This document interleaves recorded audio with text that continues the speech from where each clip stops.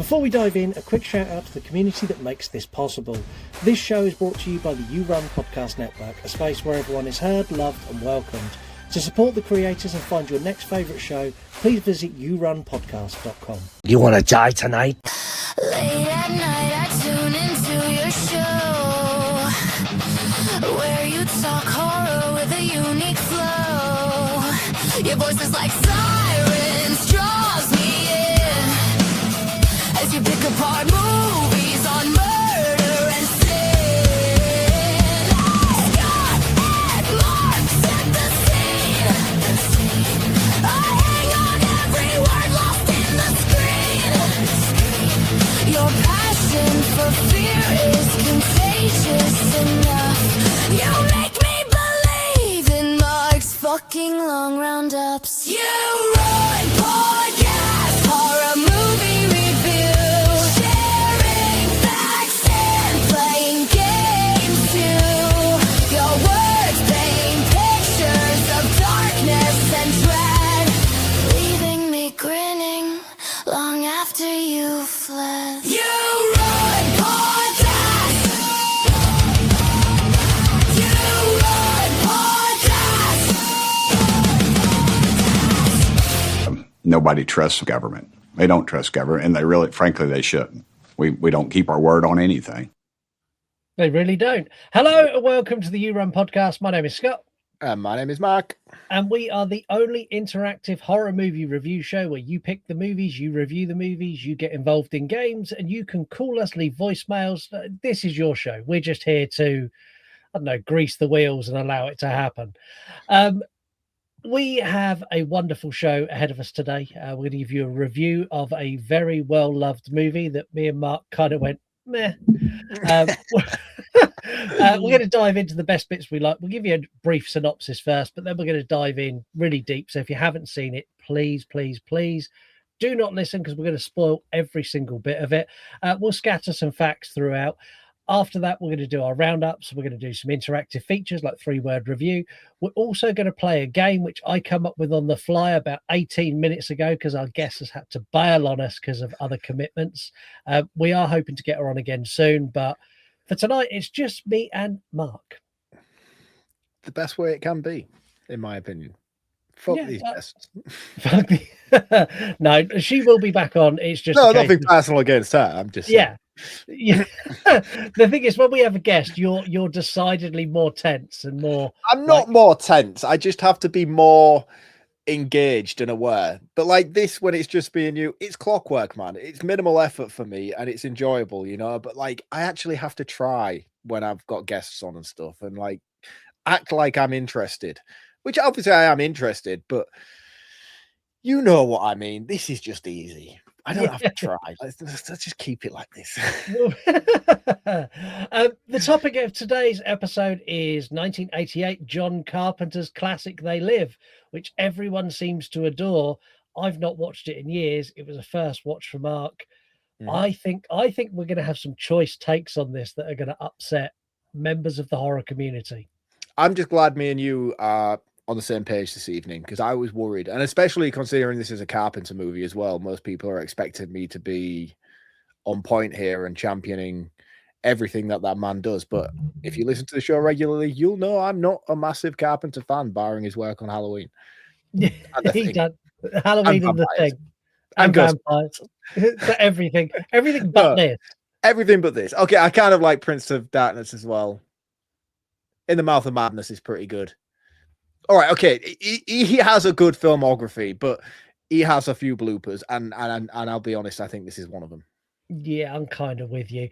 They say ignorance is bliss, which is something that our main character, Nada, played by WWE legend and Hall of Famer Roddy Piper, has at the start of this movie.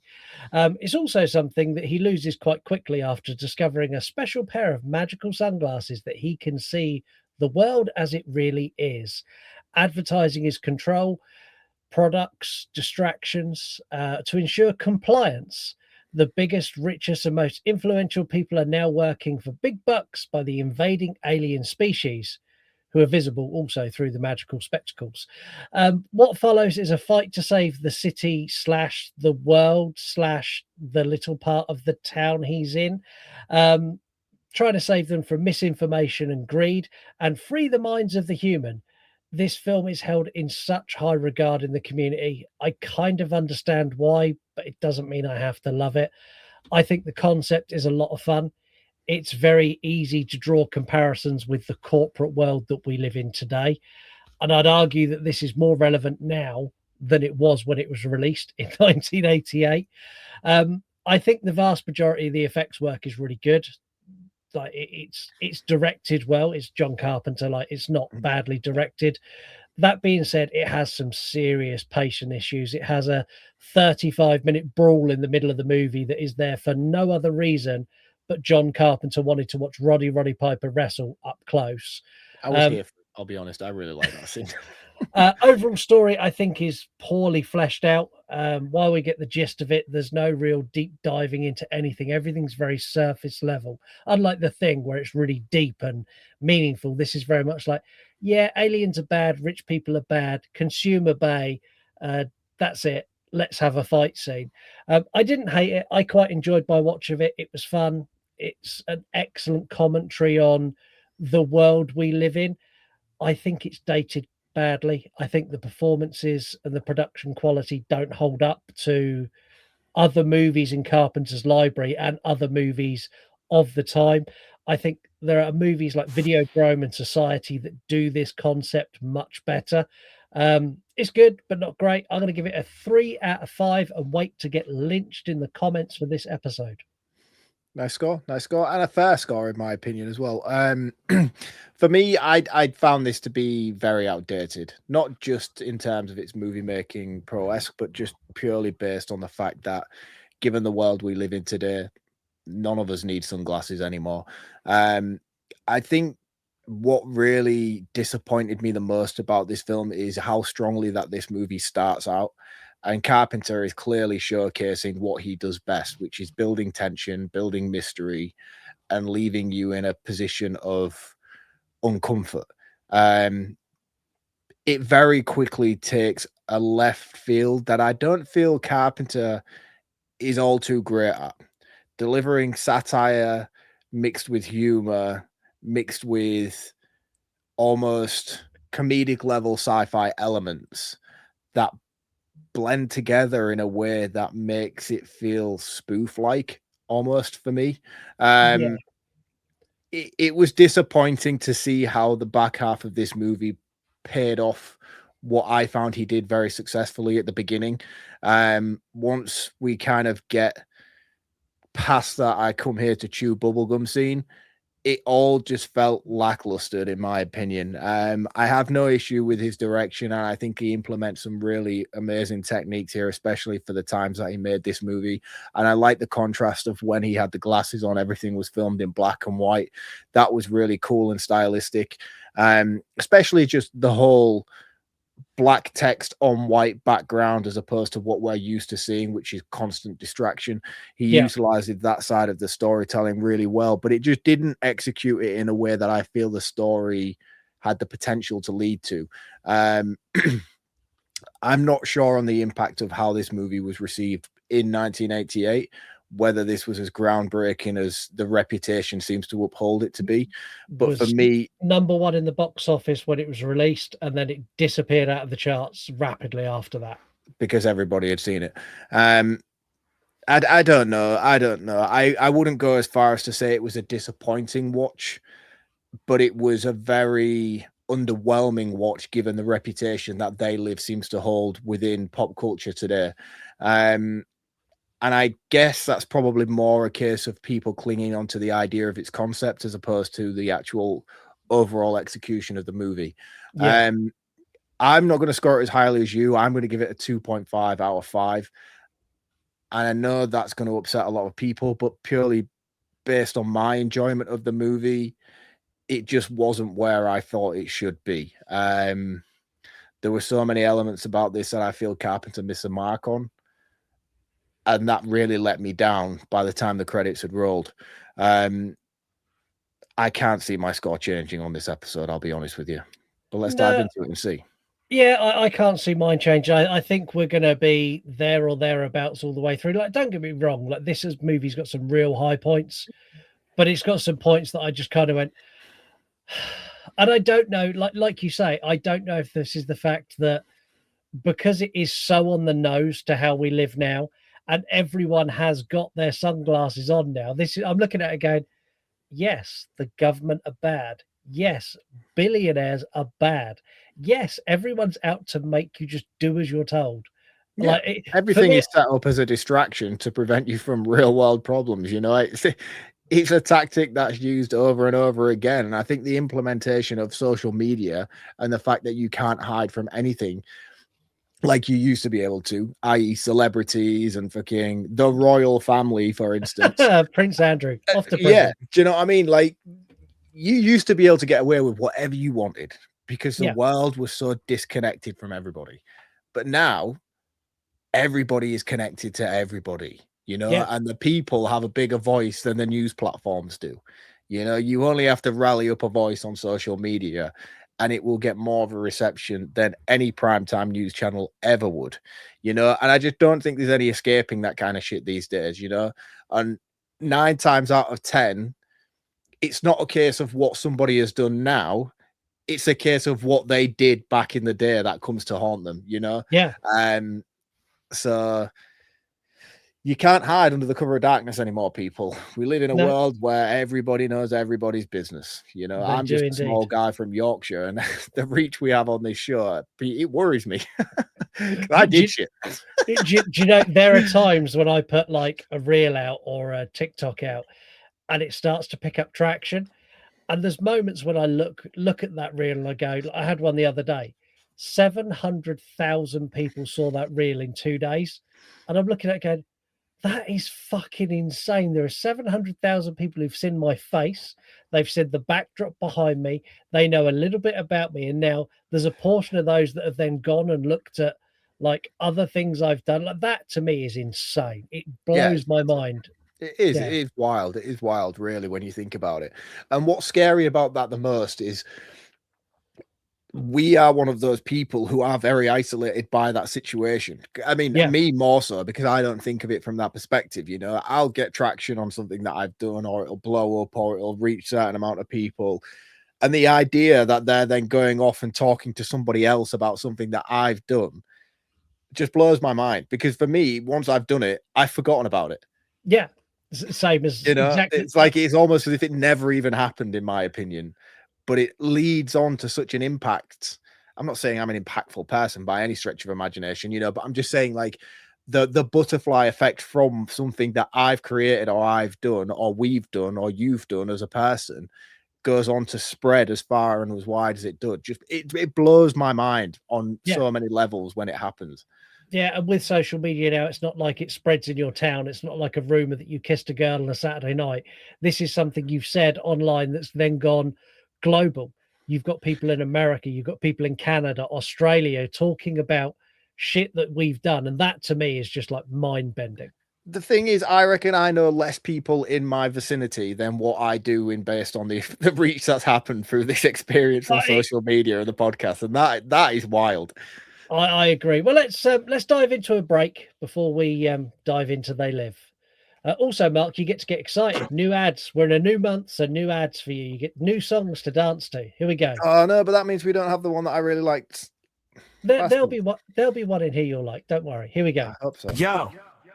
Grab a cold one, kick back and turn it up loud. The 3-class clowns are back to draw a crowd. From the honking legends to the stories in the dust. Crack a window, settle in. And crust we trust, it's the news that's weird and the takes that are wrong. The unintelligent broadcasts you've wanted all along. Don't toss the leftovers, don't leave a single scrap. It's the Crusty Boys anthem, now put it on the map. Turn the dial back, let the memories play. From the blockbuster hits to the VHS graves. Pop culture reflections, a journey in time. Where the 80s and 90s are still in the prime. With Justin at the mic, we're diving deep into horror flicks and the secrets they keep. From the ring to the charts, every legend and star reflect on the icons of who we all are. That's who we all are. So make sure you go to yourunpodcast.com and check out all of the members of the You Run Podcast Network. There is You're Gonna Eat That Crust and Pop Culture Reflections, who are both awesome shows, but there's also 10, 12, 13 other shows on there as well, plus our other shows, which is True Crime, Voices with the You Run Podcast, and YouTube. There's also links to our Patreon, and our Patreon is our bread and butter. That's how we fund this show. That's how we make this show better. And that's where you get additional content like You Run Extra, where me and Mark go on tangents like you wouldn't believe. We done Star Wars as our last episode, which is out now. Yes. That was fun. I enjoyed talking Star I Wars. enjoyed that. I enjoyed the prep work for that as well. And I put it off. We delayed that by a month because I didn't do it over the Christmas period. But I as soon as I got into A New Hope, I was like, yeah, man, I think I did them both, all three of them, sorry, over the space of 2 nights. I was like, yeah, this is fantastic. Yeah, fucking awesome. We also do True Crime Extra, where me and Heather just done the Salem witch trials. And if you want to talk about government oppression and drawing comparisons, me and Heather go full scorched earth, fucking how the Salem witch trials are like the United States of America, to the point that I think if we released that to the general public, we would get cancelled. We went proper scorched earth. We had a game called Witch or Bitch, where we showed pictures of various political figures, and Heather decided if they were a witch or a bitch. So yeah, go and check those out because you get those as well. It's all for less than a cup of coffee, so we're not asking you to pay us thousands, just a little bit of spare change that you'd drop in the shop on something else. Also links to our socials at You Run Podcast everywhere.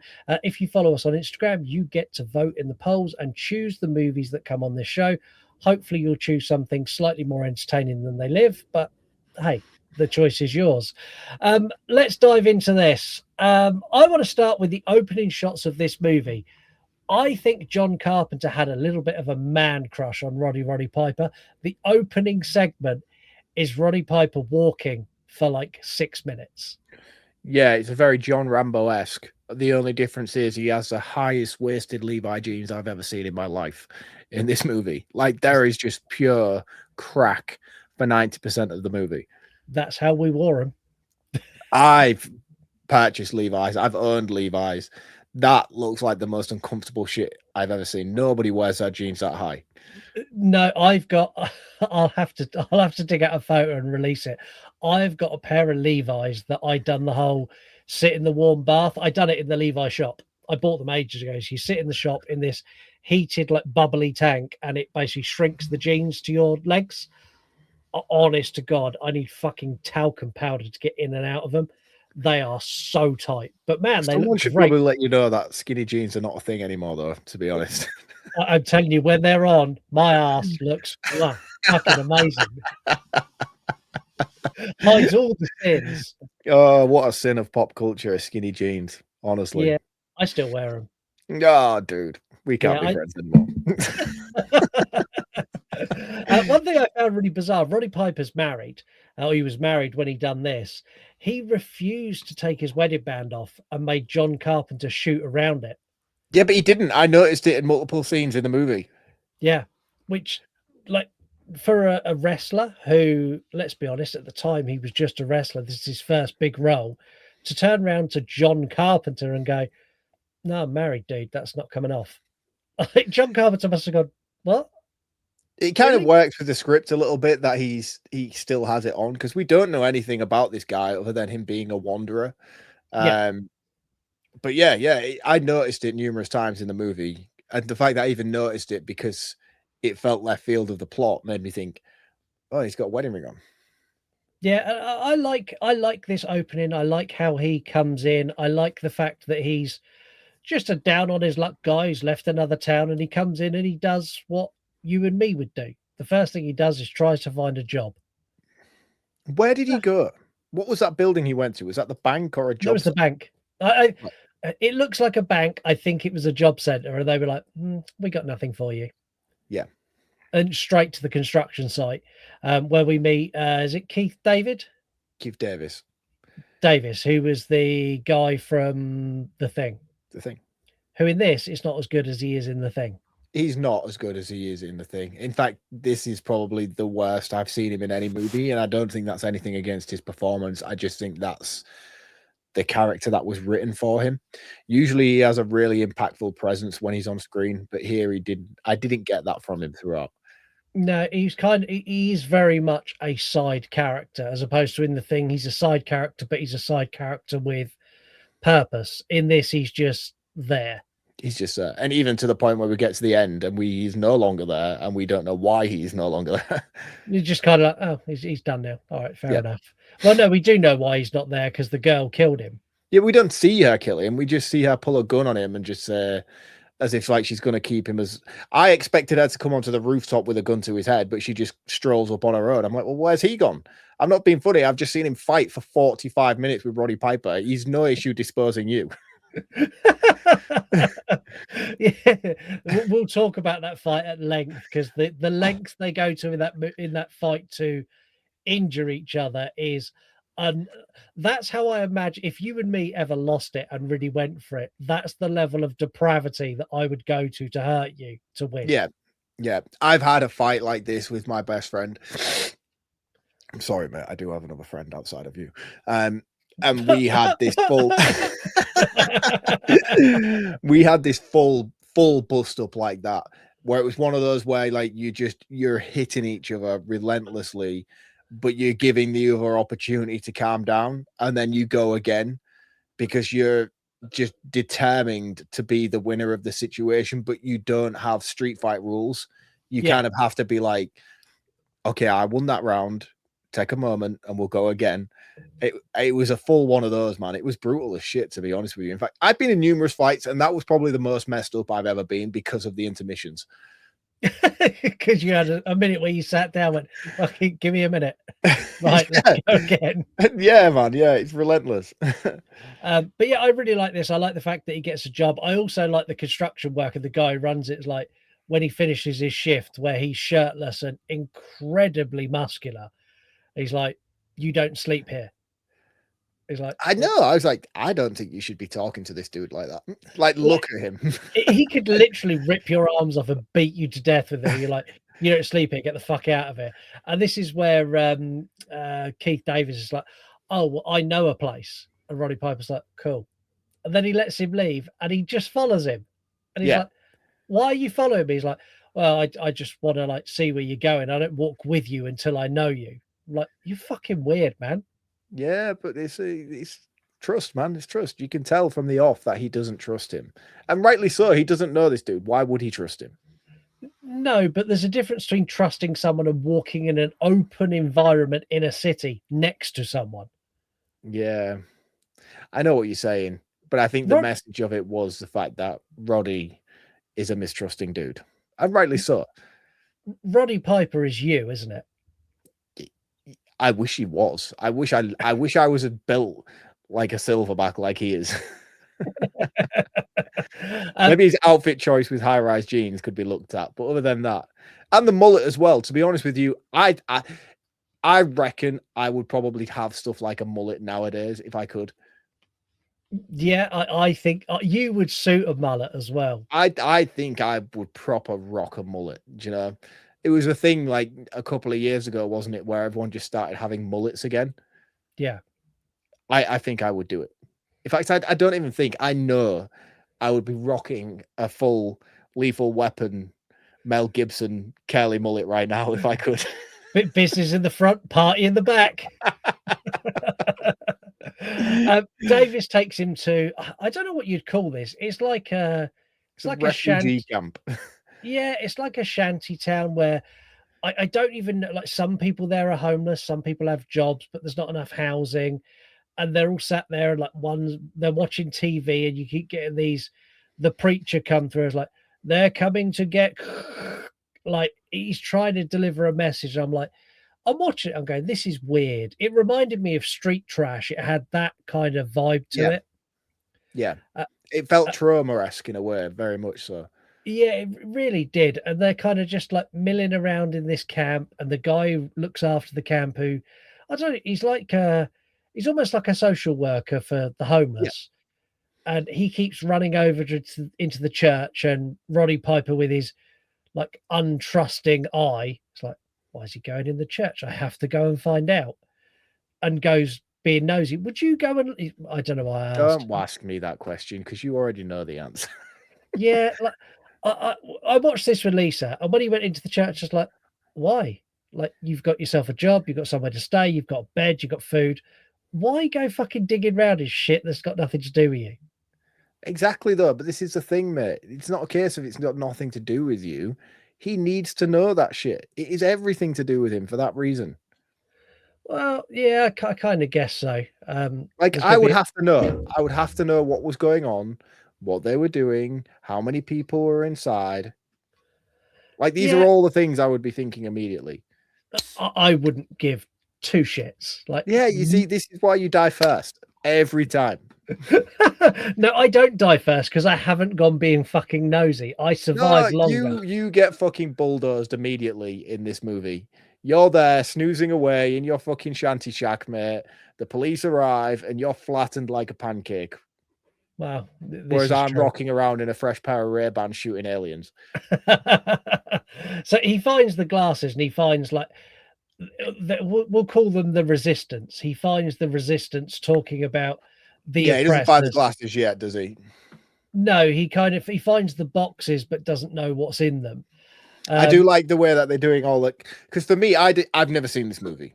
I just know Chew Bubblegum, Kick-Ass, and Roddy Piper in sunglasses. And then when he does go into the church and they've got all the chemical stuff and all like the science labby stuff you were doing in 6th grade or whatever, where you've got Bunsen burners and shit, they have all the generic science set up as if to say science. It's just like powders that you'd get in a Resident Evil game that you mix to make a herb, and then sunglasses at the end. I'm like, oh, so they're scientifically making sunglasses. Yeah, I still put it down. Anything that's done with science is magic. And I know there's a couple of our listeners now that have gone, fuck you, Scott, I'm going to call in now, because that is not how science works. But it leads to, so there's a helicopter like knocking around that keeps looking down. And it leads to this raid on this encampment. This raid is brutal. Like, this is like, I'm watching it going, leave them the fuck alone. They're homeless. Like, they've got people trying to feed them, and you're coming in like beating them with sticks and fucking bringing bulldozers in. It really wound me up. Yeah, it was interesting, man. And when ICE rock up, I found it weird with the way they were beating. Sorry, did you just say when ICE rock up?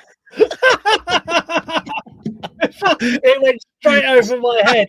I was waiting for you to catch it. Yeah, so when they rock up and they start beating up on the pastor, I'm like, you're beating a holy man. You know that, don't you? One thing that really doesn't get explained in this movie at all is with the brief intermissions of the TV. Obviously, we do find out later on that the guy behind the broadcast is part of the church group and part of the community, the homeless community. And they're basically the rebellion. Yeah. Star Wars reference. I can pull them out now. I've seen them.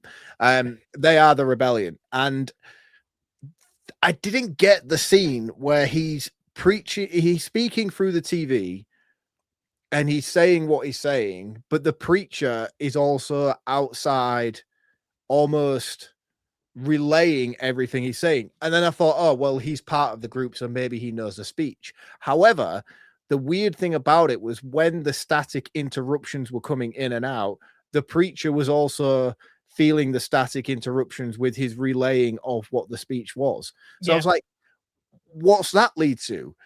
And then he gets beaten up by the police raiders, and then we never see him again. And I'm like, why have you planted that seed in my brain and not gone anywhere with it? Yeah, I picked up on it as well. And I was like, oh, that's cool. Because he's literally like mouthing the words and he's like milling around. And then when the static comes in, he kind of zones out and like looks at a pigeon. And then it comes back in and he's back in with it. Yeah, again, I'm the same as you. I'm like, well, why? Like, in my brain, I was like, oh, maybe he's part of like the reptilians, but he's an outcast and a convert, you know what I mean, and wants to help the humans, hence why he can like pick up on the transmissions that are being relayed. I've just wrote a better subplot to this movie than was ever involved in it in the first place. He should have been somebody who had turned on his own people and wanted to help the humans. And that's why he was doing what he was doing in front of the TV when he was doing it. Yeah. Yeah, better than John Carpenter instantly. I am. I am. Roddy Piper found that scene particularly difficult to film and to watch back. In his words, he lived on the street himself. He said it didn't take long to get into the character of being in that scene, and seeing that like set destroyed and people driven out of their homes really hurt, because he had had that in his life where he was homeless. He said, when you're homeless, there's nobody from the government helping you. No one's helping anybody apart from the people within that community. He said, and watching it play out on film was like fucking rough. Another thing they do, again, very sorry, Roddy, that you had to experience that. However, the flares. Yeah.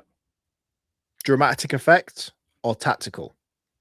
Dramatic effect, I think. That's John Carpenter saw how much flares done good in the thing and went, let's throw a couple of flares in there. Looks good. Like the cinematography of the ICE agents dropping them in sync because they were walking down the road. Yeah. We're going to get cancelled. We'll get cancelled in the United States. Stop calling them ICE agents. They are, but stop saying it. It looked awesome as shit as they were dropping them. You know what I mean? Like it looked cool, and I was like, "Ah, oh, fucking hell, that's badass." You know, but like, I was like, "Is that a tactic thing? Is that like a thing that they're taught to do, or is it just there because it looks cool as shit with red smoke?" I think it's because it looks cool as shit, and it's probably also to help them light the area so they can actually see what they're up against. Yeah, not just a set. Like if that's what I mean, not just because it's a movie and it's a set. I think it would be, if it's particularly dark, a flare would be a good way to light so you can actually see, is there anyone hiding there? Can I get through here? So there's probably a practical side to it. Yeah, but other than Jurassic Park and the occasional weird football match, I've never known anyone to use a flare. No. Have you ever used a flare? No. I don't understand what situation I would possibly be in to use a flare. I have used a flare. Why? I was a teenager and someone had a flare, so we put the flare in. That we were running through the forest at night with a flare. It was cool. Fucking really cool. In hindsight, probably incredibly dangerous. Worst place to put a flare in a forest. In the middle of summer at night, running through a forest with a flare. Yeah, not creating actual wildfires. Yeah. This is where, after the camp's been cleared out, Piper kind of hides himself away, and he goes, and this is where he finds the box of glasses. Yeah, he goes back to the church, doesn't he? The door, the mysterious door that he fell through earlier, which again, weird. There is boxes everywhere within this room, and I have to assume that every single box was full of sunglasses. But the door he fell through had like 3 boxes of sunglasses in. Yeah. And he takes a box because he helps people escape as well. And he kind of almost has a tussle with the police. He has that bit where they hide in that little house, which I found really weird because they're in the house and the police are in the alleyway and they're everywhere. And I'm like, the police watched you go in there. They'd go in there and clear you out. Like, I think so. There's a lot of things in this movie like that where you're like, be better. I don't know if Carpenter wrote this movie, or I know this is based on a small short story, and I don't know who the author is, but it was like one of those what Candyman became from one of Clive Barker's novels, and I know this is based off something similar, but I don't know if Carpenter wrote the script to this movie or not. If he did, it was piss poor writing on his part because there's so many minor things that are just really unfocused, and this being one of them. You're right, he runs directly up the stairs into this building to hide out with this other group of people that he comes across, and he's followed up until he reaches the stairs by about 12 or 15 agents, and not one of them think, oh, maybe we should go in there after him. No, exactly. That it's little things like that don't take away from the film, but they niggle at me and they annoy me. Yeah, but even just like the slightest thing like that, they go up the stairs, they break into a flat, and instead of closing the window behind him, which was his point of entry, he leaves the window open. It's like, well, if I was walking up this stairs and I saw this window open, I'd be like, oh, guys, I think they may have gone through this window. Yeah, exactly. He gets the glasses, he goes out into the world, he puts a pair of glasses on. This is where the directing really comes into its own. I love the black and white shit with these glasses. When he drops them down, it's consume, obey, procreate, like all that stuff I think is great. The magazine, when he picks up the magazine and starts flicking through it, and it's like subdue, obey, procreate, do as you're told, don't question, like all of that stuff I love. And then when he lifts the glasses up, you get the actual magazine, like Yeah, proper magazine, and it's like you look at it and you go, yeah, it kind of works. Like there's an ad yeah, of there. course it You does. you it says obey. Yeah, obey. Buy the Yeah, product. Consume. yeah. I mean, the biggest highlight of that is the one of the holiday, with the holiday on the billboard, and it's like, oh yeah, reproduce, procreate, and stuff like that. And it's just showing you like the luxurious of time off on a holiday and all the rest of it, when really it's like, no, go on holiday, have sex with your wife, have babies. You know, Exactly. And it's really, really clever. I don't like the design of the aliens. I don't hate it. And that's purely based on, I can see the creative idea behind them. I don't think they're executed flawlessly.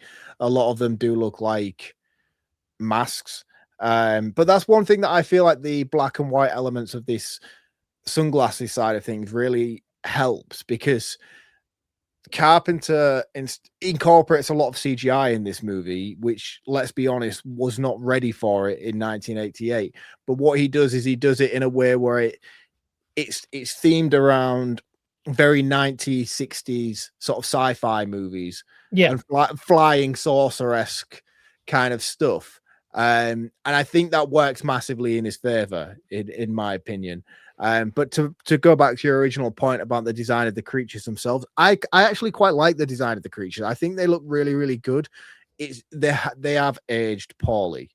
Yeah. But at the same time, I don't know how beneficial it would be to make something like this so realistic, because this movie wavers massively with turns throughout. As I mentioned in my initial roundup earlier on, like, I really like how grounded and how tension built the first half of the movie is. But when we get to this particular point, things do become very satire and comedic in a sense. And I feel like something so visceral in terms of its ugliness of the creatures probably wouldn't have fallen very in line with how the direction of the movie was planning out. Yeah, I think you're right. I know that Carpenter designed these. He wanted them to look like walking corpses, but high tech. That was kind Yeah. of the brief he gave. I want them to look like they're humanish, but they're kind of decaying, and they're kind of like the evil and the greed in them is like evident on their face. And I think he'd done that. But yeah, One of the things that really made me question what my interpretation of it was when you don't see them in full color till probably the last 10-15 minutes of the movie. yeah, Now, I know that they're very blue and red in tone based on what I've seen of this movie, just in terms of pictures and social media posts and stuff like that. So when I'm seeing them in black and white, my mind immediately added the color to it. yeah. I don't know how well that would have played on my imagination had I seen it originally without that information at the back half of the movie. Seeing them in black and white, would I have seen them with a human-esque exo sort of fleshy skeleton with like muscle tones and reds and pinks and sort of yellowy marrowbone kind of stuff, or would I have immediately gone to like the blue and the very bright visceral reds that they actually turn out to be? And that was one thing that really questioned in my brain as I was watching it. Yeah, and I don't know, because this is so ingrained in pop culture. Everyone knows what they look like in color.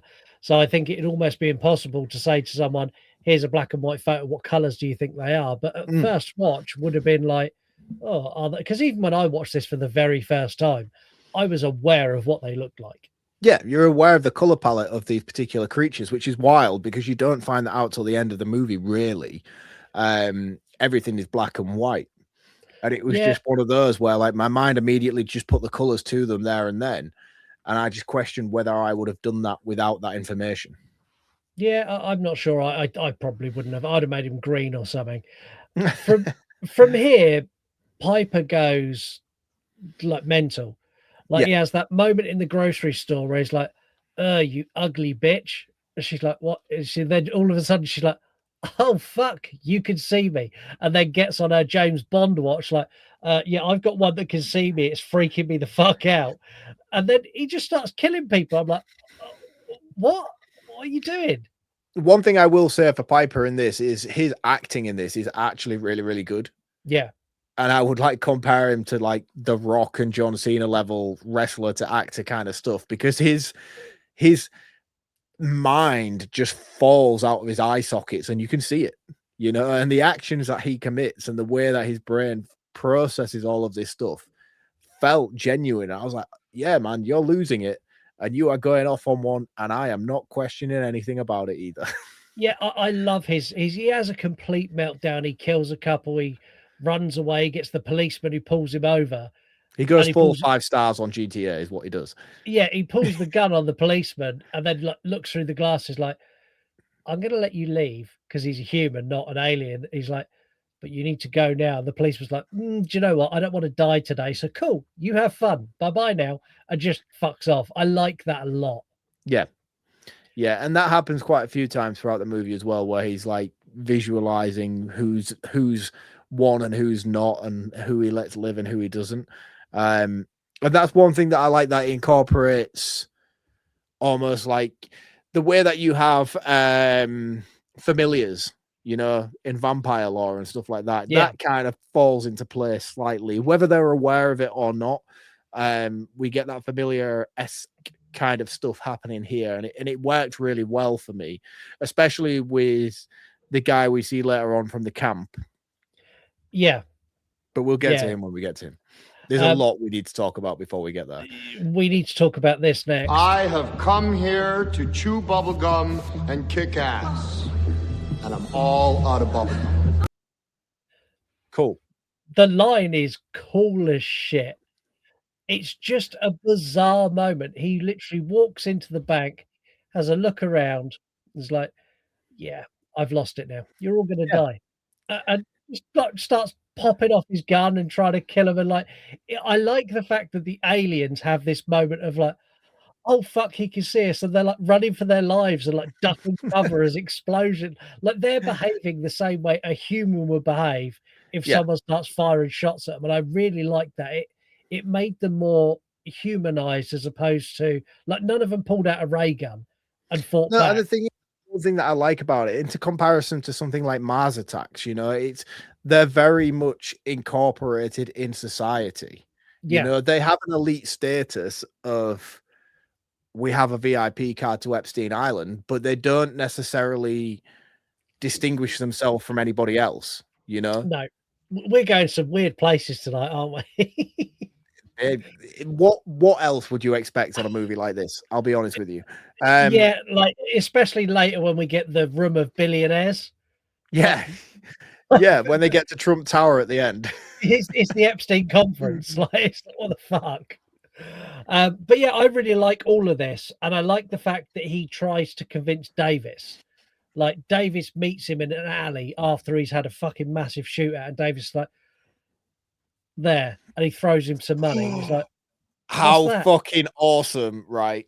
How awesome was it when he came with his wage packet and he threw it, like it must have been 25, 30 feet, right? And I don't know if this was intentional, because if they did this intentionally, there is no way they got it on a first take.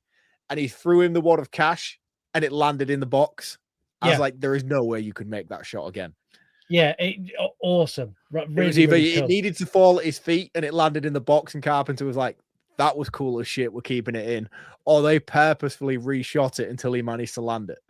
Yeah, and I like this. He's like, what's that? It's like, that's your wages. He's like, I need you to look through these glasses. Davis is like, no, I don't want to. And their fight is over the most ridiculous thing. If he'd just looked through the glasses, none of this would have happened. He's like, No, I don't want to touch your glasses. It's very much like, did you put your balls on my drum kit? It gives me that energy. Yeah. Oh, yeah. It was like 100% that. But I like this movie. I like this a lot. Not only because it was a really fucking cool scene, Roddy Piper just kicking ass and Keith Davis just doing some awesome fucking comebacks. The fight between the two of them was amazing. But what it represented was even better. So I watched this movie with my wife, and it's not very often she watches show prep stuff with me. But she's like, oh, do you know what? It's not outright hot. I was like, look, I've got to watch this tonight. She's on half term, so she's not working the usual nights that she does where I do show prep, and she was at home. I was like, oh, I've got to do show prep tonight, so I'm watching this movie. You're either in or you're out. And she's like, what is it? What is it? I was like, it's They Live. I don't think it's outright horror. It's not something that's going to offend your eyes. So you can tune in with me if you want. So we watched it together. She's a bit like me, where it becomes very bang, bang, shoot, shoot. She kind of tunes out, like old action movie kind of thing. And she tapped out within 2 minutes of this fight sequence that went on for about 20 minutes. But then the more it went on, the more I realized what it was. And it wasn't a case of we're just going to extend this fight scene to show you how awesome Roddy Piper is, as cool as that was. The message of it was the reluctance to swallow the red pill, which I thought was really cool that they showcased it in that way. And it's like, yes, it's not a drawn out fight sequence for the sake of being drawn out. It's a case of showing you how reluctant society is to see the world through these glasses, and I thought, that's awesome. And it took me a good few minutes to pick up on what they were doing. And when it clicked, I was like, yeah, man, this is fucking epic. Yeah, and the fight scene's epic as well. Like, there's a bit where he picks up a plank of wood and just fully smashes him around the face. I'm like, oh, you'd have killed him. Like, he's dead. But my no, favorite was when Keith Davis gives him his hand to pick him back up, but only just to get him into a position to give him the biggest right hook he could deliver. And I was like, that's fucking amazing. Somewhere in the midst of this, and I haven't seen this for a long time. I watched it last night. It's not really stuck in my memory. Somewhere in the middle of this, he meets the girl. And I don't know if it's before this or after this, but I do know this is before this. So he meets. By the way, Meg Foster is the weirdest looking woman I have ever seen in my life, and I'm not here to judge her as a person and her looks. It's nothing to do necessarily with the way she looks. She's got the eyes of the fucking devil, man. If ever I would meet Medusa in real life, she would have Meg Foster's eyes. They are the most ultra blue shit I have ever seen in my life, to the point where I was like, is this a meta movie? And is she actually one of them in real life? Because it was so fucking blinding to me to look into her eyeballs. But the reason he meets Meg Foster is when he escapes from the bank. That's it. And he goes into the car park. And the only reason I'm focusing so much upon this scene in particular is because when he makes Meg Foster take him back to the house, he finds out she works for like the channel news situation. Yeah. And he's like, oh, so you can help me, you can get me in, kind of thing. And then she pulls a fast one on him and hits him with a bottle. Now she hits him with such ferocity and power that she knocks him through what I can only describe, being in the construction trade. If you have a piece of glass that big, it is purely toughened glass. Like it would take a fucking sledgehammer to even put a chip or a crack in it. She knocks his fucking ass cold with a bottle of Prosecco out of a 10-story window. The thing, even break a sweat for her, and I was like, holy shit. Do you know what I found more impressive was not that she broke the window, because I'm going to err on the side of caution, say Roddy Piper is a fucking big guy. He's 20 stone plus of sheer muscle. It would take some impact from her to do that, to send him on that sort of trajectory to do that, though. Yeah, but what impressed me the most is he falls a full fucking 9 stories. Like, he falls a long way. He hits the ground, gets up and dusts himself off like nothing happened. Yeah, just goes and sits under a bridge for 10 minutes. I'm like, I mean, he clearly fucked up. This dude takes a serious lashing throughout this film. Not only does he get battered out of this window, he then goes and gets his ass handed to him by Keith Davis for a good 20 minutes. And when they walk into the hotel scene afterwards, it's fucking mega. It's like something out of That's not Leaving Las Vegas. What's the Johnny Depp movie? Where he's Fear and Loathing in Las Vegas. yeah, it's like a Fear and Loathing scene where he walks into the scene in the hotel. It's like, oh, we need a room, and they're both just like swollen heads and just bleeding out of every orifice. And the guy doesn't even question it. It's like, yeah, room 201. Doesn't even flinch. There's your key. Give me your money, thanks. From here they go and meet up with the resistance. Also, I want to raise it now. No, I'll raise it in a minute. They meet up with the resistance, and they get told there's this sort of there's an underground organization, and they need to stop them. They need to get into the TV station. Is basically the overarching plan. Yeah, and they end up in the underground tunnels. Now, these tunnels where they go through this little magical portal from the watch. Yeah, they get raided first, so the raid scene's cool. Don't blow over the raid scene. I was underwhelmed by the raid scene. We'd already had a raid scene earlier that was infinitely better than this one. Yeah, but the raid scene's cool here purely because Meg turns up. I don't know how she found them. Like, I immediately was like, how do you know they're here? How have you found him? Yeah, all right, you've got sunglasses. And she's like, now, like, I'm a believer. I'm so sorry for throwing you off the top of my building. And he smiles as if to say, it's okay, honey. But at the same time, I'm like, how have you ended up here? Like, not only that, though, it wouldn't be okay. If someone threw me out of a fucking 4-story window and then turned up, what, I'm really sorry, I believe you now. But like, bitch, you threw me out of a fucking window. You need to go the fuck away from me right now. Yeah, and again, she's got demon eyes, so like I wouldn't be interacting with her again anywhere. No. I can't get over how demonized she is. It's weird to me. If you haven't seen this movie and you listen to this podcast anyway, just Google Meg Foster, right? I don't think she's real. I genuinely don't think she's real. Which works out well for this movie. But yeah, they get raided, and in the process of the raid, they get one of the magical watches, and they go through the little portal, takes them into the underground tunnels. Mm-hmm. Did you notice some of the guys who are looking for them when they get down there are holding PKE meters from Ghostbusters? Yes, I did. I spotted it and went, that's from Ghostbusters, and then instantly went on Google, and it is exactly the same prop. Yeah, I didn't question it because I thought it was like one of them Men in Black moments where they just incorporate other franchises of aliens and otherworldly stuff. And I thought it was a cool nod, similar to the way that like Ash and Freddy and you get like the Necronomicon in certain movies. I was like, oh, that's pretty cool. But yeah, it's definitely the Ghostbusters fucking detector. It cracked me up, and I was like, is that? And I paused it. At least like what you paused it for. I was like, it's from Ghostbusters. Do you know what Lisa said to me? Nerd. She looked me dead in my eyes. She went, you are the biggest fucking nerd I've ever met. Yeah, you see, I chose not to vocalize that. I knew that when I was watching this with my wife. Yeah, I just embrace it now, and I just like, yeah, I am. Anyway, I'll just play it. I'm going to Google now and find out if I'm right. Yeah, no, you were 100% right. But what was it that I was watching? What was it? She didn't pick up on the fact that the watch transported them. She's like, how the fuck are they here now? How did they end up going through the floor? I was like, oh, did you not see the scene in the bank where the one was cowering in the corner and his watch transported him?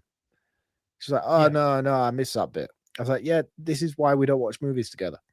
Yeah, Lisa's one of those who asks me what's happening, even if I've not seen the film. She's like, well, who's he? And I'm like, I don't know. I'm watching it at the same time as you. How do they know each other? I don't know. I'm watching it at the same time as you. I say it like 30 times in a movie. Yeah, yeah. My wife's the same. But the thing is, like, even when it's revealed, she still doesn't piece it together. I'm like, if you weren't asking me who he was, you would have picked up on the information that the movie was telling you, so that when this reveal came about later on, we would have both been able to enjoy it at the same speed. We both could have gone, together. And now I'm going to have to pause it to explain to you a scene that happened 20 minutes ago because you were too busy asking me questions. Yeah. Yeah, it's not just you. This is where they infiltrate the secret Trump / SB, I can't even speak, Epstein party. This, like watching it now in 2026, I'm looking around that room going, he's on the list. He's on that bloke on the stage. Hi, Jeff. Hi, Jeff Bezos. Oh, hi, it's a Microsoft guy. Oh, Yeah. you're the dude who made Facebook. Hey, hi, how you doing? You're there too. And I'm literally looking there going, and it's so uncanny, like how well they nailed this secret elite world in 1988 to Because now. John Carpenter's an inside man. John Carpenter's not on the Epstein list. No. He didn't go. He certainly didn't go. Have you seen recently the this is way off topic now. You can edit It's this fine. out if you Nah, want. fuck It's it. on Leave my it in. mind. So I want to Tangent. Have you seen this? I'm out there right now. Michael Jackson fan, always have been. Never doubted the dude for a second. Have you seen that he's like coming out now as like being like the Epstein's fucking guardian, you know, and he's protecting children from being taken to this island? I'm like, my brother, like, this is fucking awesome. Yeah, Please.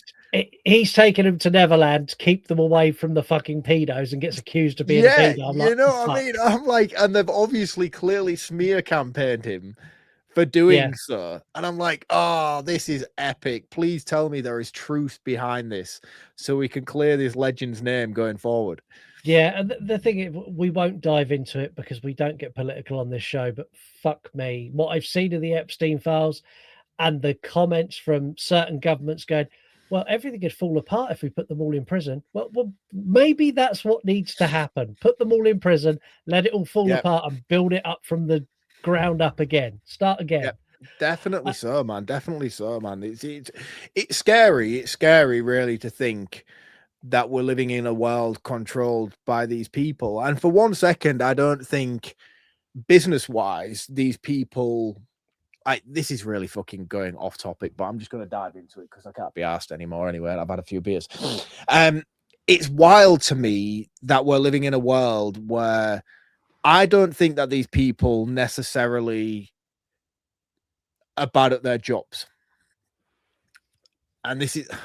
I don't know how to vocalize this without being offensive. Jimmy Savile, this is where it's going, guys. Okay. Was a brilliant children's entertainer and a TV show host, but he was a bad man outside of that. Rolf Harris was a fantastic vet, and he played the didgeridoo like a fucking legend, but he was a bad man. But these people in positions of power are clearly also very good at what they do within their positions of their work field. Yeah. But the amount of money they receive and the positions that they're elevated to have clearly put them in a place where they think they can do what the fuck they want. Yeah. And it's like everyone's talking about, cripple them, bang them up, put them in jail. Rightly so, you know, the fact that the royal family, I never thought I would live in a world where a member of the royal family would be stripped out of his home, arrested by the police, taken to jail for questioning. That's the kind of shit where, like, people in those sort of realms, it gets covered up. You know? And even better for the king to make a public statement to go, the King of England is like, my brother's a bad man and the police will do what they need to do. Yeah, my brother's a pedo. He's going to prison. I'll let them do I'll let them do their job. And I'll be honest, when he said it, I was like, do you know what? Fucking fair play to you. You just thrown your brother completely under the bus. Fuck you. You're a bad dude. You're bad for everything. But I don't think he has thrown his brother under the bus in that sense. I just think he's maybe just taken a place of being like, fuck that dude. I didn't know that. He's obviously been a brother of mine who's never gonna achieve anything outside of the prospects that I have in my position of the family. So he's been the bratty little brother who's mingled with the rich kids and sniffed high amounts of drugs and done whatever the fuck he wanted because he's been living off the tailcoats of everybody else around him. And I think that's a lot of what these people have been doing. And it blows my mind that we're now sort of worried about it, you know? And it's like Jay-Z of all people. I love Jay-Z. No, in fact, that's the wrong thing to say. I love Jay-Z's art. I think he's an incredible rapper, and I'm down for that shit. Yeah. But if this dude's dodgy as fuck, he needs to be arrested. Yeah. And if his wife, the Queen Beyonce, is culpable as well, bang that bitch up too. You know, like, fucking take them all down, man. I don't want to live in a society where people like that are looking down on people like us, yet they're all kiddie fiddling and lubing themselves up at Puff Daddy's house, is all I'm saying. I agree. I agree. Should we get back to the movie now? We've gone on the I'm sorry. It's fine. I've got no issue with it. My views on Epstein, Trump, ICE, and everyone else are well publicized, very well publicized. So I don't need to elaborate. They end up in the news station, which is also in Trump Towers. Makes sense. Fake news. And this is where they kind of sort of fight their way into the station. And this is where the girl turns up again and takes Davis to one side as he goes up onto the roof to destroy the satellite. And then she comes up and there's a helicopter there with a sniper on it. And she's like, don't do it. Join us. Come and join our pedo ring. Have you been to Epstein Island? You should see the swimming pool. Like, she gives him the sales pitch, and Roddy Piper's full on like, yeah, no, fuck you. I'm not in for that at all. And like, they destroy the satellite dish, and he gets shot. And I was like, oh.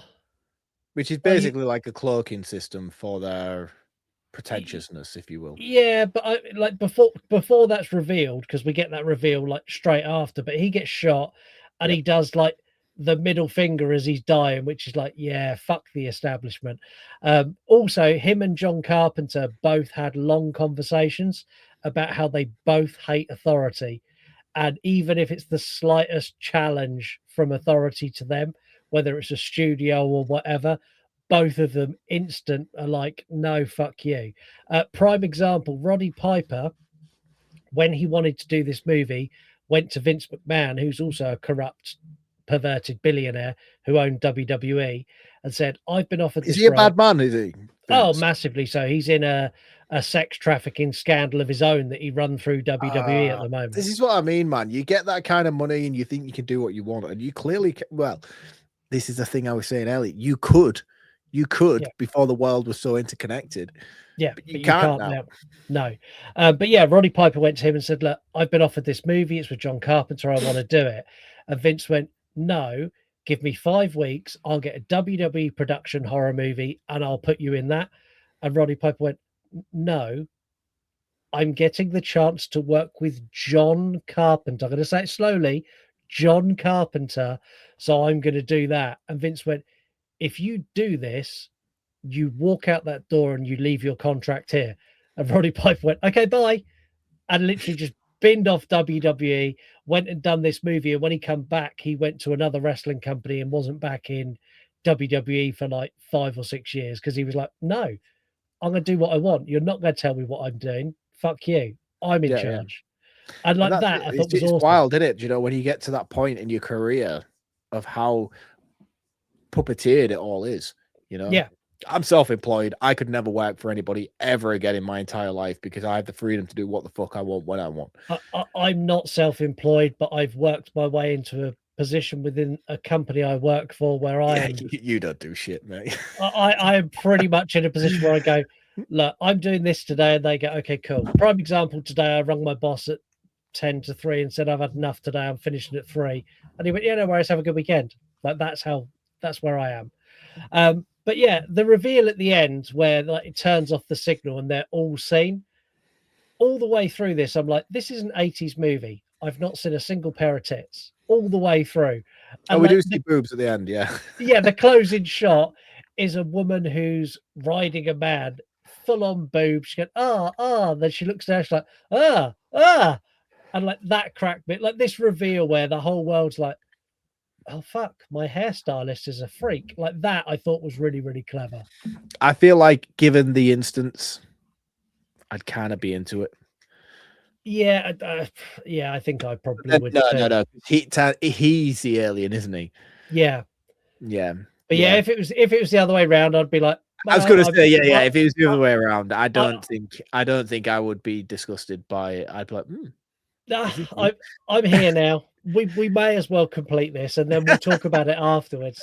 So let's just talk about the ending briefly, because for me, like, I'm not one of those people who tends to sort of like clock watch as I'm watching a movie, but I knew this was a 90-minute movie, and I felt I was in a 90-minute movie. Not, I didn't feel like I was in a 90-minute movie, but I felt by the time I was getting to the last third of the movie that I was pushing time, if you will. Yeah. And I was like, there's a lot going on here that feels very drawn out. And there is so much depth to this movie that I feel like we're skirting over, or the ending is like, I need more, and we're not got a lot of time left for you to fulfill that.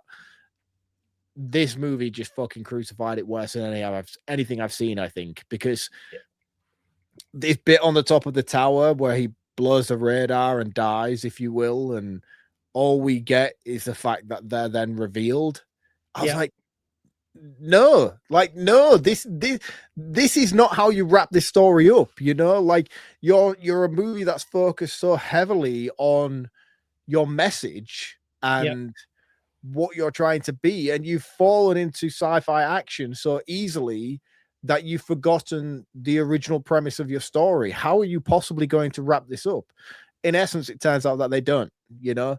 There is no message, and although the message is there within the plot to a certain degree, it doesn't have a concluding moment of No, it doesn't have salvation. A big reward.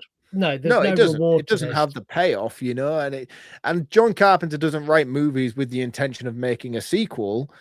So for me, I was like, why? Why are we ending it like this? This is very unfulfilling. And all I could think about, and I had this experience quite a lot of times while watching this movie, was I feel like I'm watching an episode of Goosebumps. Yeah.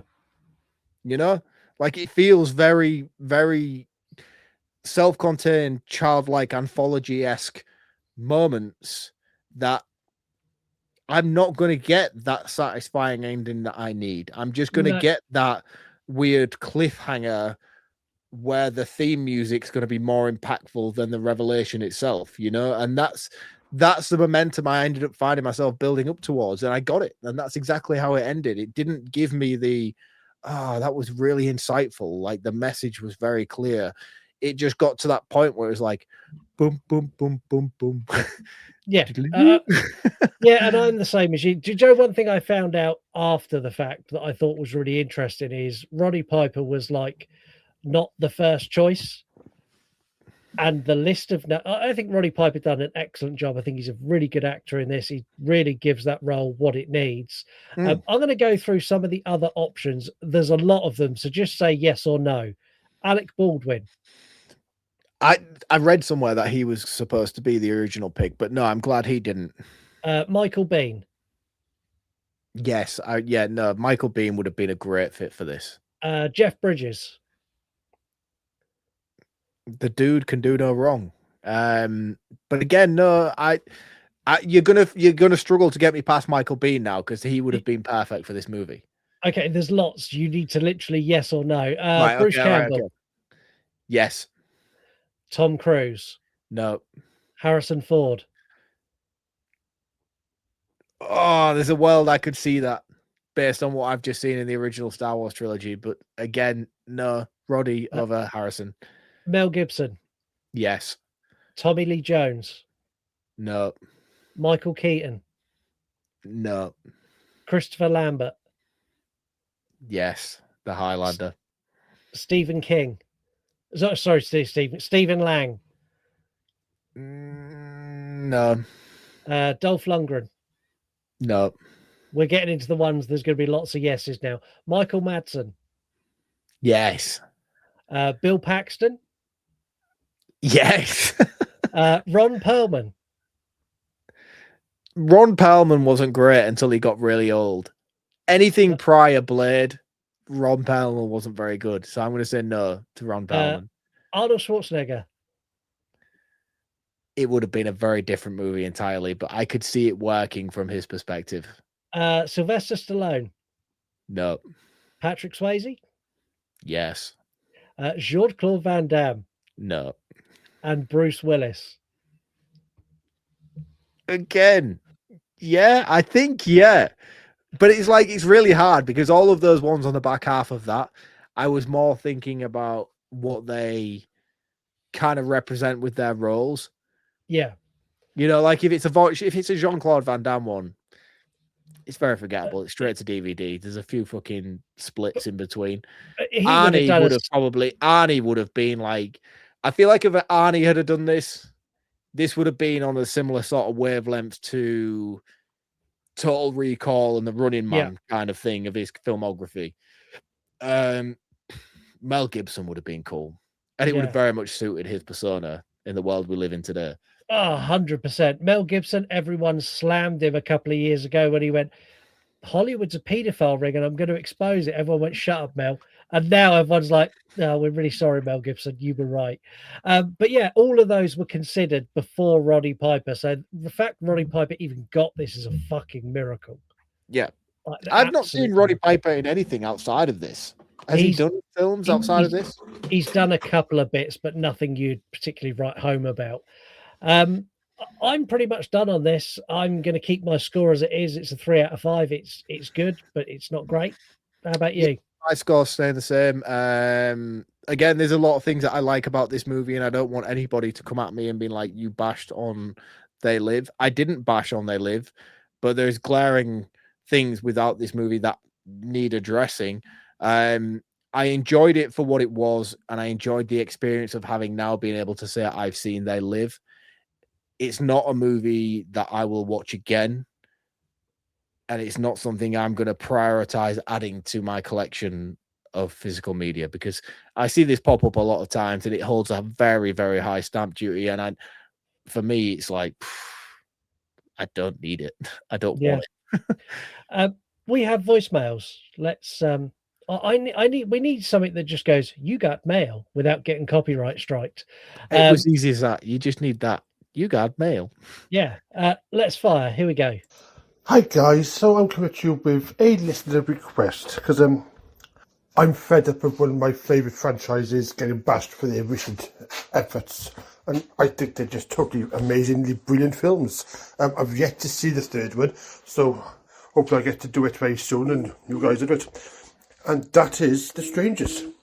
I would like an episode at some point where you just do the trilogy, because I know you probably won't want to do them individually, so just a condensed version of the trilogy would be amazing. Thank you. That's interesting. No. Dang. You've seen them, and I've seen your reaction to them. I haven't. I love the original Strangers. I love The Strangers Pray at Night. I think The Strangers Pray at Night is such an underappreciated movie. That movie is phenomenal. And if you like those two, do not watch these ones.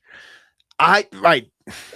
Spoiler alert, listeners, because Scott's going to tell me on air what the fuck happens in the third movie that made everybody go so fucking crazy. The end is just like, it's like a wet fish. Like, it builds to a crescendo and then fucking nothing happens. It's absolute dog shit.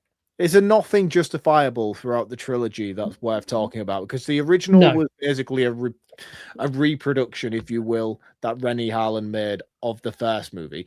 And again, this is speculation on my part. I haven't seen them. Honestly, like everything, he basically took the premise of The Strangers and The Strangers Pray at Night and done it worse.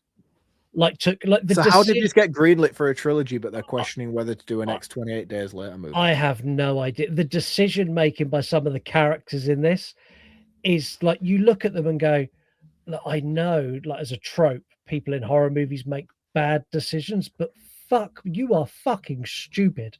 The first movie, I spent the whole movie going, no, why? What, you're going to die? Oh, look, fucking surprise, surprise, you died. Don't go in there. You know he's in there. Why are you going to go in there anyway? Oh, look, he's in there. Like, it's that level of stupidity. Do they add any layer of depth or anything to the characters of the Strangers? No, it's shallower than the fucking original two. Right. Okay. Yeah, so, I won't watch them. I appreciate the request, Dave, but this isn't Patreon. You don't have to stay here. Well, we got another message from Dave. That's you. I am joking. I don't want them. They're fucking terrible films.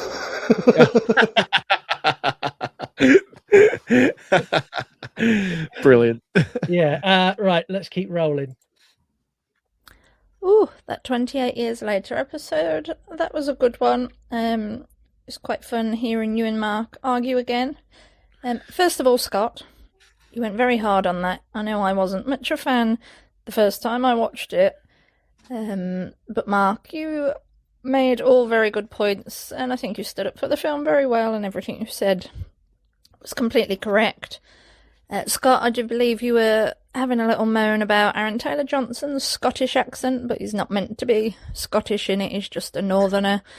And from what I hear from other northerners, he did very well with his accent. It sounded okay to me, but I don't have a clue. Yeah, great fun. I'm glad you both made up by the end. But yeah, I definitely look forward to hearing what you have to say about Bone Temple and seeing if your mind changes, Scott, because mine very much did. And I know you say that you shouldn't have to watch the rest of the trilogy to be able to enjoy the first film, but it does all make so much more sense when you watch Bone Temple, and it just all fits together very well.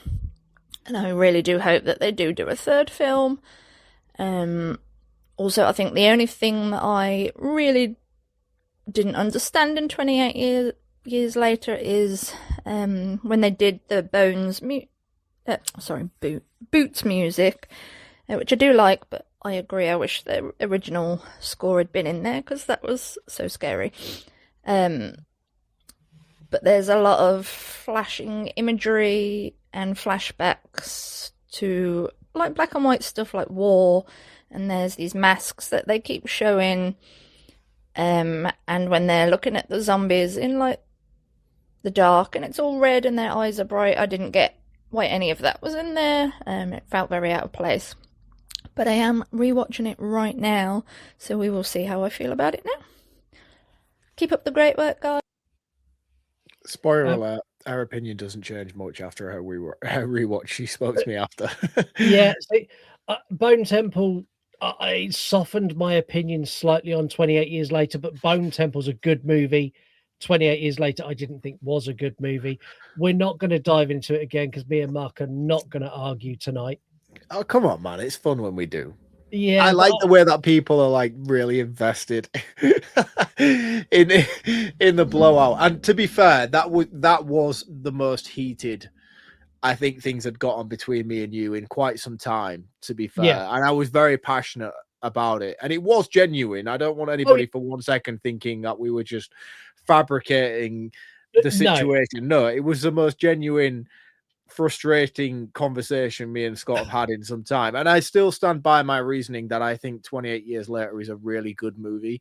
But again, if you think about the kind of movies that I like, you would probably understand the reasoning of why I would like that movie in particular. Yeah, I get it. Like we will argue. We can go hammer and tong. As soon as it's done, it's like, yeah, cool. That was good. That was fun. Yeah. Like there's no love lost ever No. when shit gets like that in the slightest, you know. And it's not like we're doing it because it's a pantomime. Like it is a genuine case of fleshing out opinions and being genuinely frustrated by one another. Yeah.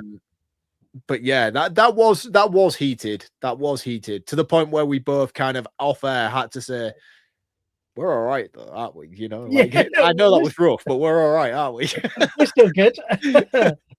Right, what else we got? This one? Right, we're getting into the actual Star Wars part of the episode now, and I got a feeling I'm going to be shouting at you guys a lot. Well, I'm going to be shouting at Mark, because as soon as he said Warwick Davis, I'm like, they're fucking Ewoks, you fucking tosser.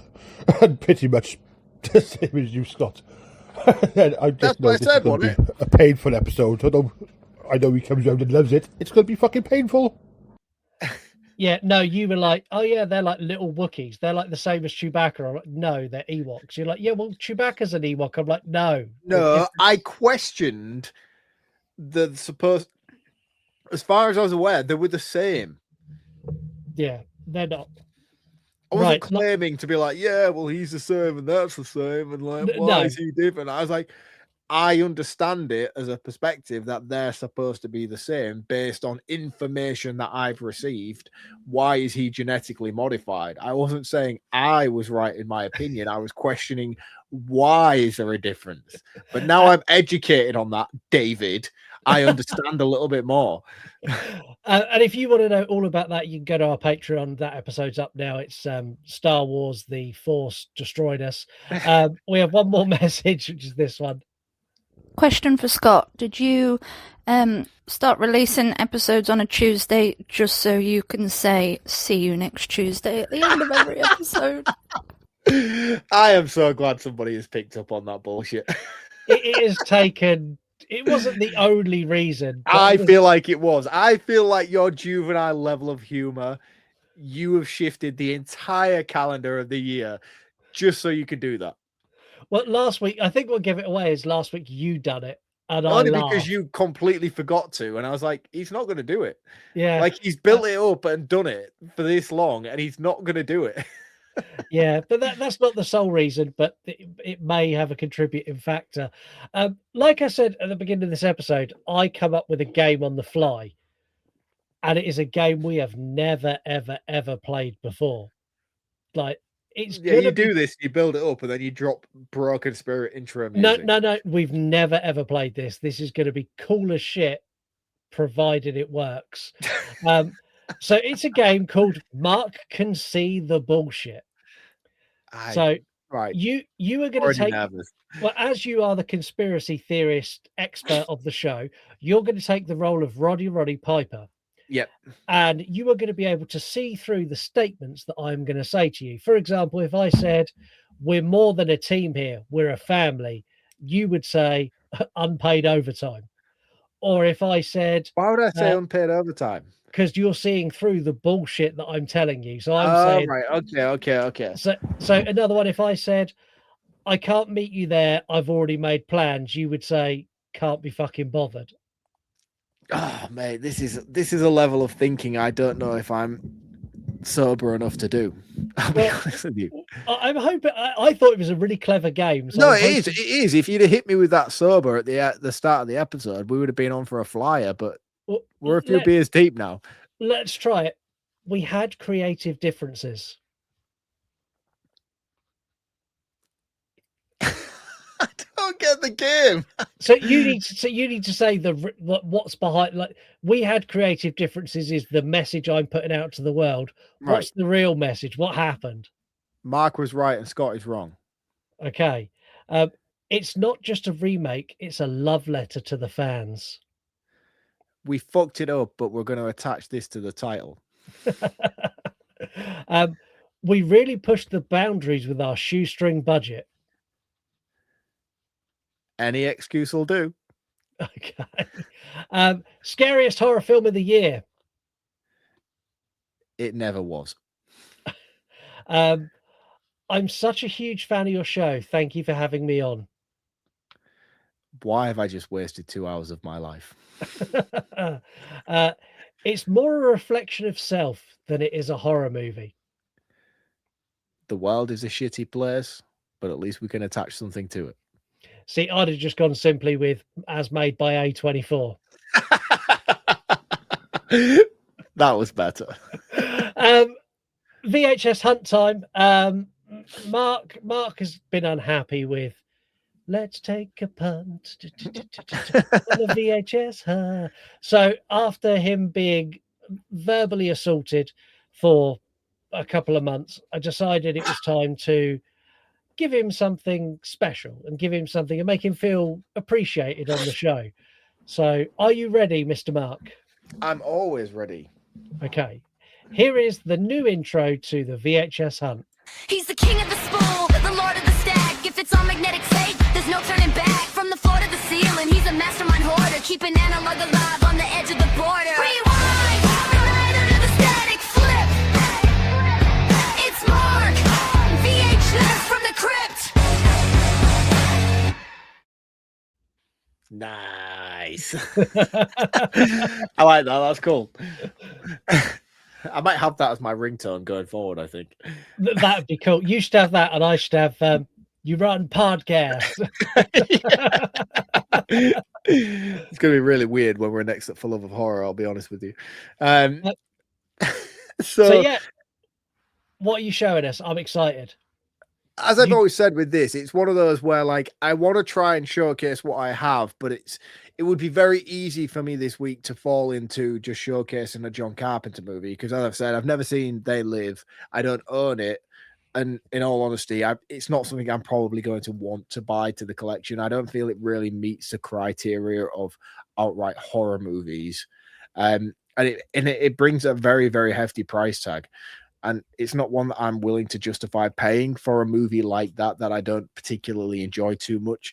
So when it comes to this segment of the show and I have to showcase a movie, I'm going to avoid doing something like, let's say there's a Nightmare on Elm Street movie and that we're doing a review of, and I could just go, oh, well, here's this Wes Craven movie this week. What I'm going to try and do is think outside of the box. I'm going to pick movies from my collection that I think would pair very well with a viewing combination of the movie we're talking about, or movies that tend to represent the film that we're doing on the episode.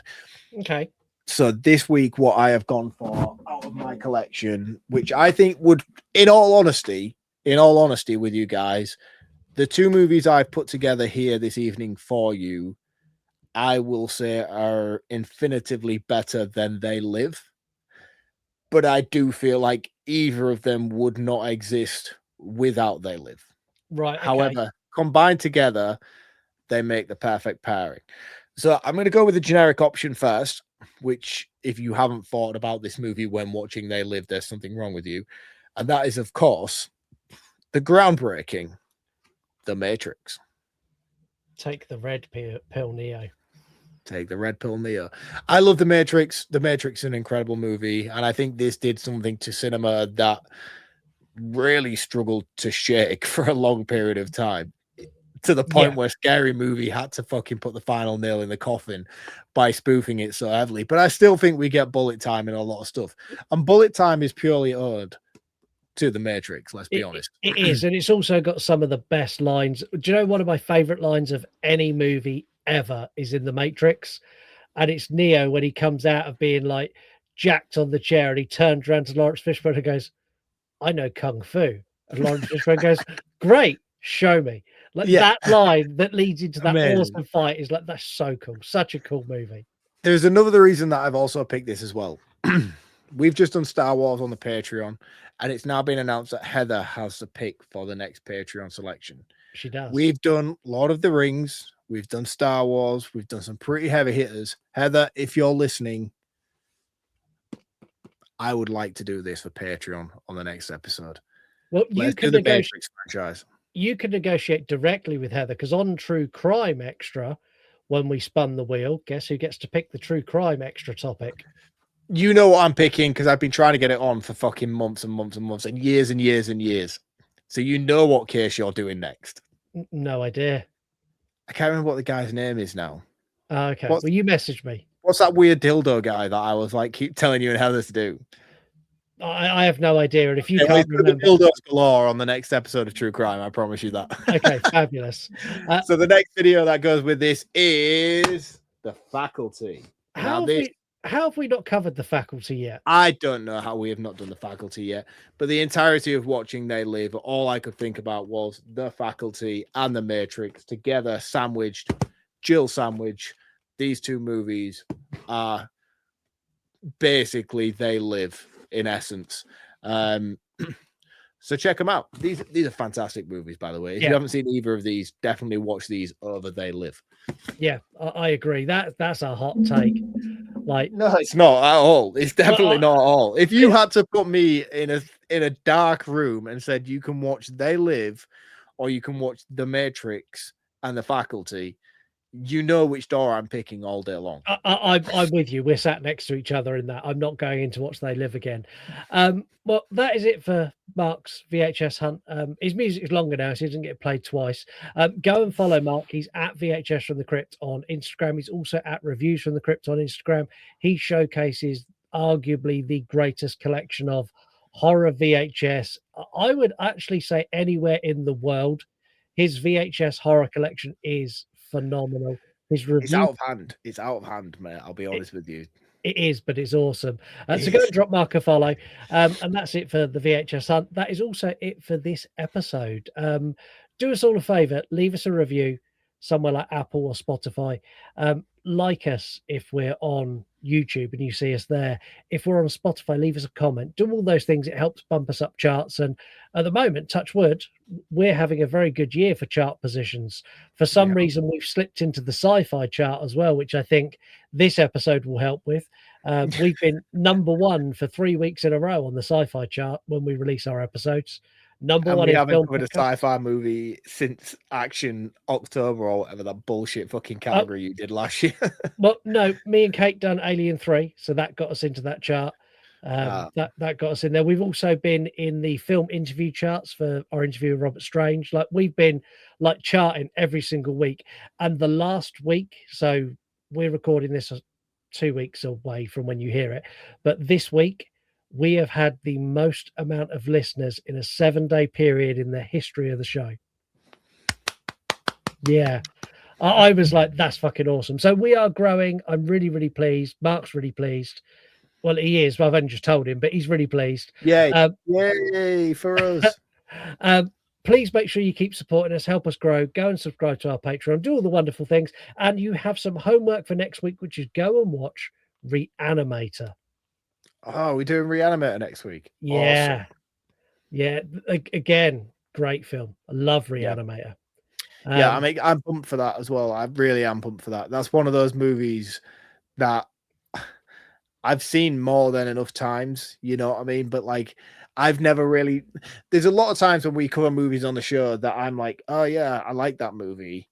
But then when I watch them for the purpose of the show and I have to really analyze them, more often than not, they fall apart. And this is one of those movies that I'm praying to God that I'm still coming out of it after critiquing it, that I'm going to be like, no, it's good. It's really good, honestly. See, for me, Reanimator and Frankenhooker, they sit in the same world, in the same place, hold the same status, and I love them both. So, yeah, fingers crossed next week will be really upbeat. But yeah, until then, have a wonderful week, and I'll let you say it, Mark. I'll see you guys next Tuesday. See you later. Bye-bye. You want to die tonight? You're on podcast. You're on podcast. Late at night, I tune into your show where you talk horror with a unique flow. Your voice is like sirens, draws me in as you pick apart movies on murder and sin. Scott and Mark set the scene. I hang on every word, lost in the screen. Your passion for fear is contagious enough. You make me believe in Mark's fucking long round ups.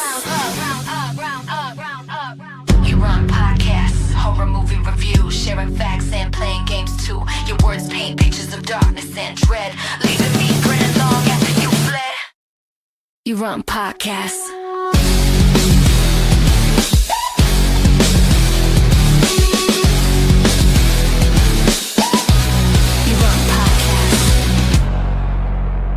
And remember, kids, the next time that somebody tells you the government wouldn't do that, oh yes they would.